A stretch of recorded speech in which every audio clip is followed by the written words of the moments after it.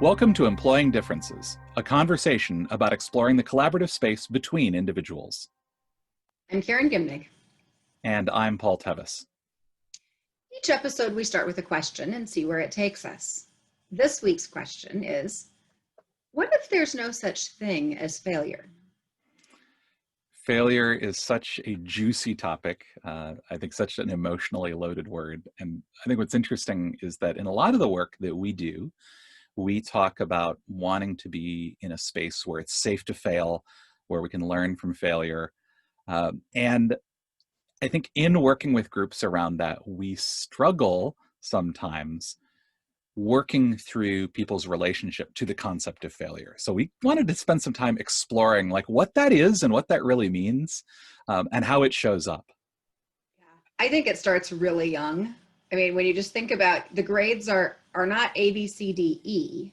We skip the E so we can get to the great big fat F for failure right from the beginning.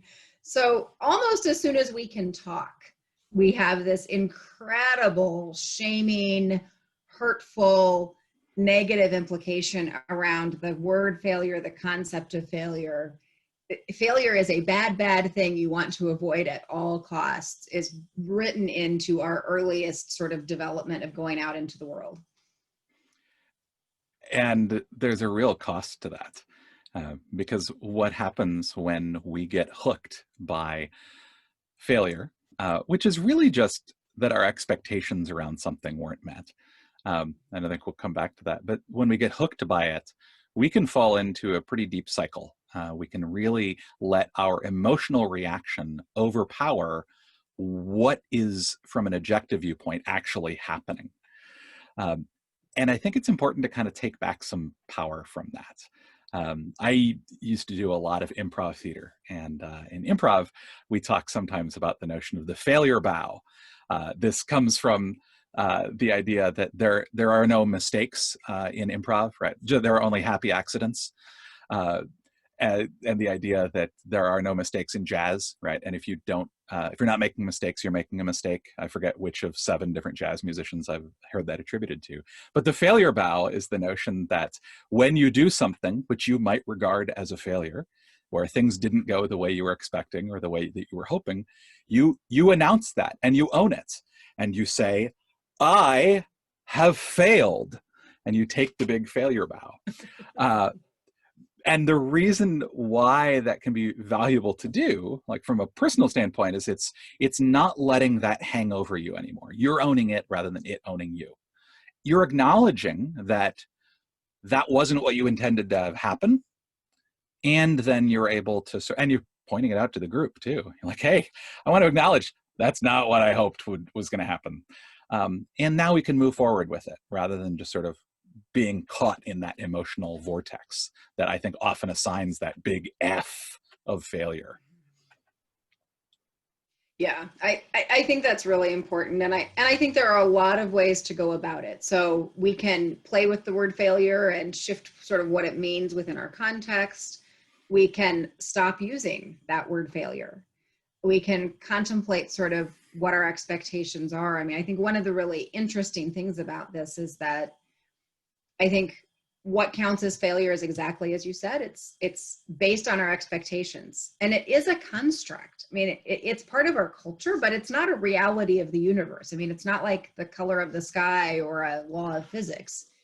It is a construct that we have within our culture that we say, we predict this is the thing that should happen, that's desirable to happen, that we're trying to make happen. And having identified that, then if that doesn't materialize in the way that we envisioned, we name that failure.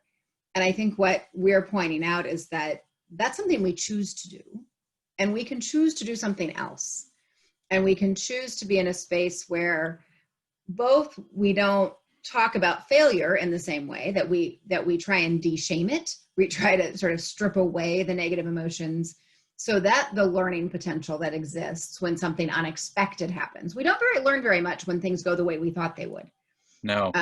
For better or worse, when something goes differently than we thought it would, that's our learning space. And if it goes differently in a way that's pleasurable, then we look at that and go, oh, how can we do more of that? We'll learn, what did we do differently to make that happen?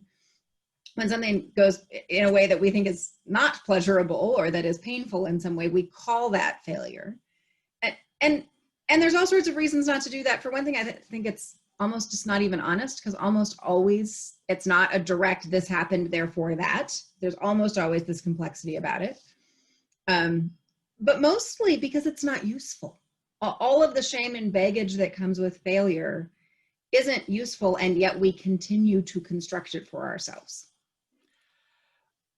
When we talk about the idea of, what if there's no such thing as failure, I think it is important to acknowledge that that's not to say that there aren't consequences, right? That, I think when we talk about, it being safe to fail when we're going to do something, what we really mean is that the consequences of our expectations not being met are not so dire that we're horribly concerned about it. And that, I think, when we're talking about that innovation space and the ideas of working in complexity and creating an environment where it's safe to fail, what we're really talking about is looking at the consequences of unmet expectations and saying, these are okay. Like, absolutely, we expect something will happen. There's an important piece in Toyota Kata, the idea of we want to run some experiments to figure out what's going to happen here, where at the very beginning, we write down what we expect will happen.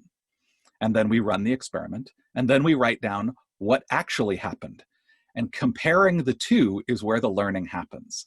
To what you kind of said, like if we regard not meeting that initial expectation as a failure, then we play all kinds of games that actually prevent us from being able to learn. And so I think we aren't going to run those kinds of experiments if our expectations not being met, if the consequence of that is so dire that our organization won't survive, the group won't survive, those sorts of things. We have to be careful about how we scope those things. I think that's often what we mean when we say, like, failure is not an option. What we actually mean is we really don't like the consequences of this thing not happening.